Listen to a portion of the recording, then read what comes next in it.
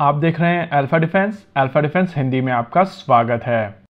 आज के इस वीडियो में हम लोग बात करने वाले हैं भार्गवास्त्र के बारे में। भारत और पाकिस्तान के बीच में ये जो रीसेंट कॉन्फ्लिक्ट हुआ था, यहाँ पर पाकिस्तान की तरफ से कई सारे टर्किश और चाइनीज ड्रोन्स का प्रयोग किया गया था और इनमें से बहुत सारे ऐसे ड्रोन्स थे जिनके ऊपर इंटरसेप्टर मिसाइल सिस्टम को चलाने का मतलब था कि आप ड्रोन की कीमत से ज्यादा की इंटरसेप्टर मिसाइल सिस्टम का प्रयोग कर रहे हैं।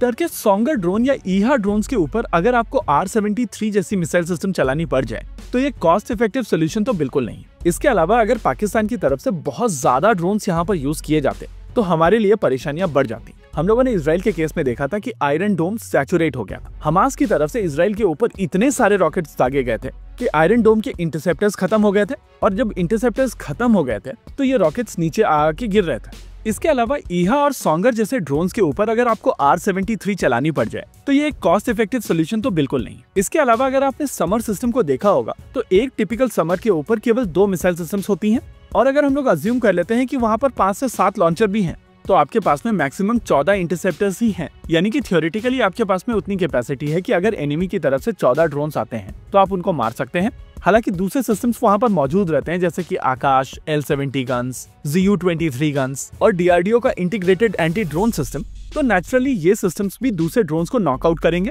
लेकिन अगर लार्जर पिक्चर देखने की कोशिश की जाए तो इस कॉन्फ्लिक्ट के दौरान पाकिस्तान की तरफ से भारत के ऊपर 400 ड्रोन्स मारे गए थे और इमेजिन कीजिए कि अगर ये 400 के 400 ड्रोन एक बेस के ऊपर चला दिए गए होते तो नेचुरली आपके एयर डिफेंस सैचुरेट हो जाते और इनमें से कुछ सिस्टम आपके बेसिस के ऊपर जाकर गिरते। हालांकि उसके बाद जो रिटेलिएशन होता है उसके डर से पाकिस्तान की तरफ से ऐसा कुछ नहीं किया गया, लेकिन ये थ्रेट ओपन रहता है और अगर एनिमी आपके एयर डिफेंसेस को सैचुरेट कर सकता है तो ये एक बड़ी परेशानी का कारण हो सकता है।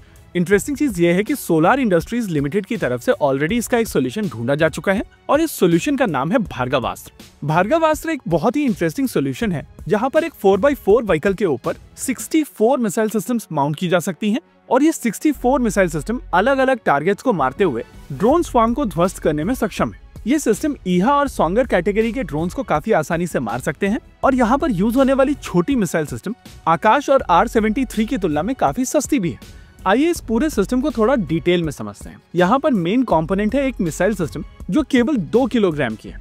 इसके 2 वेरिएंट हैं जिनमें से एक जो पहले फायर किया जाता है वो हवा में ऊपर जाकर एक तरीके का क्लाउड बना देती है और इस श्रापनल के क्लाउड के अंदर किसी भी तरीके का ड्रोन काफी देर तक टिक नहीं सकता है। लेकिन अगर कोई ड्रोन इस श्रापनल के क्लाउड से बाहर निकल आता है तो उसको प्रिसिशन के साथ में मारने की भी क्षमता इसके पास में मौजूद है और इस बचे हुए स्पेसिफिक ड्रोन को मारने के लिए जो मिसाइल सिस्टम यूज की जाती है उसमें गाइडेंस का प्रयोग किया जाता है। पूरे सिस्टम की अगर बात की जाए तो ये एक 4x4 व्हीकल के ऊपर माउंट किया जा सकता है और इसके ऊपर 4 पैनल वाले एक एसा रेडार का प्रयोग किया जाता है जो इसको ड्रोन्स को लगभग 10 किलोमीटर की दूरी पर डिटेक्ट करने की क्षमता प्रोवाइड करता है। ड्रोन्स को फर्दर आइडेंटिफाई और क्लासिफाई करने के लिए इसके ऊपर इलेक्ट्रो ऑप्टिकल सिस्टम का भी प्रयोग किया जाएगा और इन दोनों की कॉम्बिनेशन के चलते ये सिस्टम छोटे से छोटे ड्रोन को 6 किलोमीटर की दूरी पर आइडेंटिफाई करने में सक्षम है।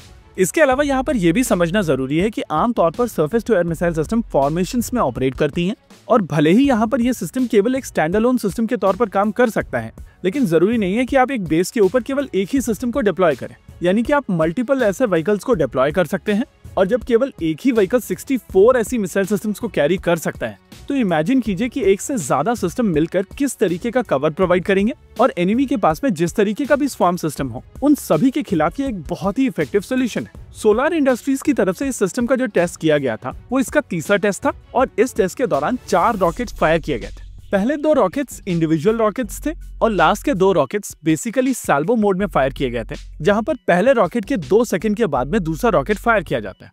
साल्वो मोड में बेसिकली आपका पहला रॉकेट एरिया रॉकेट हो सकता है और दूसरा रॉकेट गाइडेड रॉकेट हो सकता है। एनीवेज ड्रोन स्वार्म एक रियल थ्रेट है और भार्गवास्त्र इसके लिए एक बहुत ही बेहतरीन सोल्यूशन है। होप ये सिस्टम जल्दी से टेस्टिंग कंप्लीट करके भारतीय सेनाओं के बेड़े में शामिल कर लिया जाएगा, क्योंकि अगला कॉन्फ्लिक्ट कब होगा किसी को नहीं पता, लेकिन जब अगला कॉन्फ्लिक्ट होगा तो भारत को इस सिस्टम की आवश्यकता जरूर पड़ेगी। इसी के साथ आज के इस वीडियो में रखते हैं केवल इतना ही। वीडियो को अंत तक देखने के लिए धन्यवाद। देखते रहिए अल्फा डिफेंस। जय हिंद।